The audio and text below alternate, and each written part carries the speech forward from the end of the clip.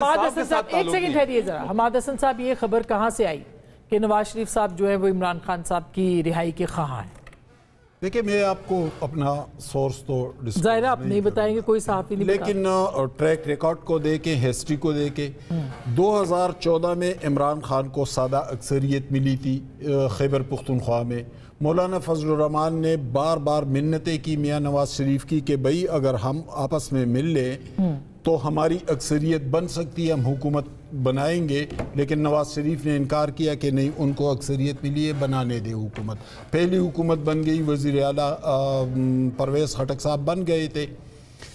پھر جب عمران خان, پھر لہجہ جو ان کا ہوتا ہے وہ تو سب کو پتہ ہے, لیکن اس کے باوجود جب وہ گرے, ہسپتال لے جائے گئے تو نواز شریف انہیں ملنے بھی گئے. یہ تو ان کا سیاسی ایٹیچیوڈ ہے نواز شریف کا. یہ صرف ان کا نہیں بلکہ پیپلز پارٹی کا بھی ہے, جو جمہوری جماعتیں ہیں ان کا یہی ایٹیچیوڈ ہے. اب اگر عمران خان جیل میں ہیں تو نواز شریف کے جو خبر, میری خبر کے حوالے سے آپ بات کر رہی ہے, تو نواز شریف صاحب نے کہا ہے کہ اکیلے عمران خان کیوں جیل میں ہیں. جو پروجیکٹ عمران لایا گیا تھا, ورنہ پی ٹی آئی تو بنی 1996 میں تھی, تو 2011 تک یہ انقلابی کہاں تھے. تو 2011 میں ظاہر ہے کہ اس کے پیچھے کچھ لوگ تھے اور پھر اس پروجیکٹ کو بنایا گیا. تو اس پروجیکٹ کو بنانے والے دوسرے لوگ کہاں ہیں؟ کیا ان کو پکڑا گیا؟ کیا ان پر مقدمات بنے؟ کیا انہیں جیلوں میں ڈالا گیا جو ایک آدمی کو آپ نے ڈالا؟ یہ جو میں نے حوالہ دیا ہے کہ انہوں نے 2014 میں بھی انکار کیا تھا کہ یہ ان کا حق ہے. اب اس کے ساتھ ملا کر اس بیان کو آپ دیکھ لیں. انہوں نے تو کہا چھوٹا مجرم ہے, جو ان سے بڑے مجرم تھے, جو بڑے مجرم تھے, اور اس وقت کیا کچھ نہیں ہوا تھا. عدالتی فیصلوں کو دے کے, پاناما کو دے کے, میڈیا ٹرائل کو دے کے, مریم نواز کی گرفتاری کو دے کے, جو کچھ پورے خاندان کے ساتھ, پوری پارٹی کے ساتھ ہوا, یعنی ہم تو کبھی حمایت نہیں کریں گے. آج عمران خان جیل میں, ہم اس کی بھی حمایت نہیں کرتے, ہم اس کے خلاف بھی بولتے ہیں. ہم جو پیپلز پارٹی, مگر شرمیلا اب دیکھیں نا, صحیح بات ہے, لیکن جو چیزیں جس طرح سے چل رہی ہیں, اب اس کی کوئی بیچ کی راہ تو نکالنی پڑے گی نا.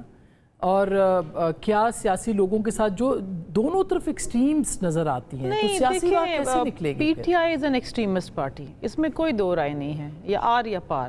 پی ٹی آئی کے لیے بیچ کی راہ کچھ بھی نہیں ہے. مگر پی ٹی آئی ایک سیاسی جماعت تو ہے نا, اس کو آپ نے سمندر میں تو لیکن اس کا ایک جارحانہ انداز ہے نا سیاست کا. They don't believe in reconciliation, وہ مفاہمت میں بلیو نہیں کرتے, وہ سیاسی جماعتوں سے بات کرنے میں بلیو نہیں کرتے. They want to talk to the establishment. مگر ایک وقت میں ساری سیاسی جماعتیں ایسے ہی بیہیو کرتی رہی ہیں. نہیں, ہم نے کبھی نہیں, مجھے باقیوں کا تو نہیں پتا, لیکن ہم نے تو کبھی نہیں کہا کہ ہم جی سیاسی جماعت سے بات نہیں کریں گے, ہم تو جی اسٹیبلشمنٹ سے بات کریں گے. ہم نے ڈائلاگ کیا.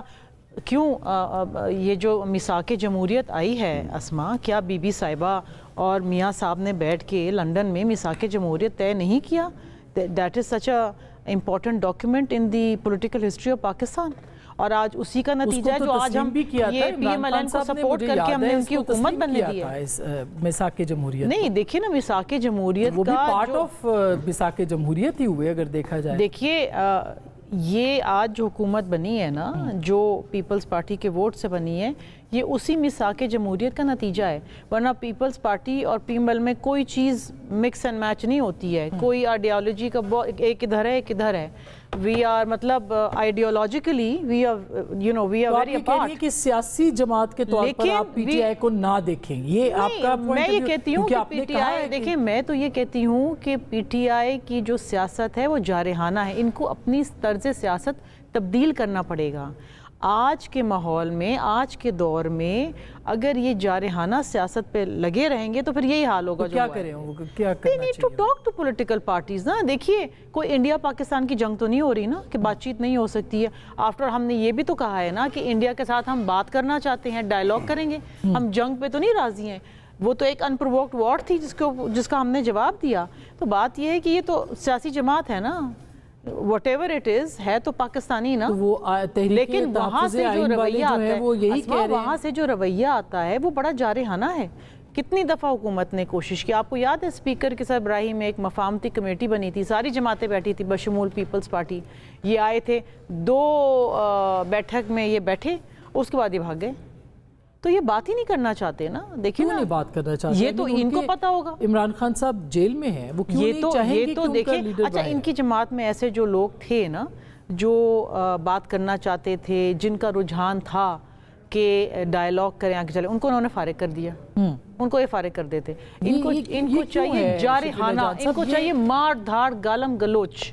آج بھی ہم نے دیکھا ہے ثناء اللہ مستی خیل نے ایک سوال کر دیا ہے این ڈی یو میں پریزیڈنٹ زرداری صاحب سے, اس کا نتیجہ یہ نکلا ان کو پارلیمانی کمیٹی, ابھی تک تو یہی ہے, اگر تردید آپ کر سکتے ہیں تو ضرور بالکل میں تردید کرتا ہوں کہ ان کو نہیں ہٹایا گیا. نہیں, ان کو ہٹایا گیا, شاہد خٹک صاحب کو پارلیمانی لیڈر مقرر کر دیا گیا. اس کی ایک وجہ یہ ہے کہ شاہد خٹک صاحب پچھلے 2 سالوں سے, اور سنیں کہ جو این ڈی یو میں تھے ان سب کے خلاف جس طریقے سے پچھلے 2 سالوں سے اس تحریک کو شاہد خٹک صاحب لیڈ کر رہے ہیں, اس کی مثال نہیں ملتی تمام ایم این ایز میں, تو اس لیے اس کو وہاں پہ پارلیمانی لیڈر مقرر کر دیا گیا ہے.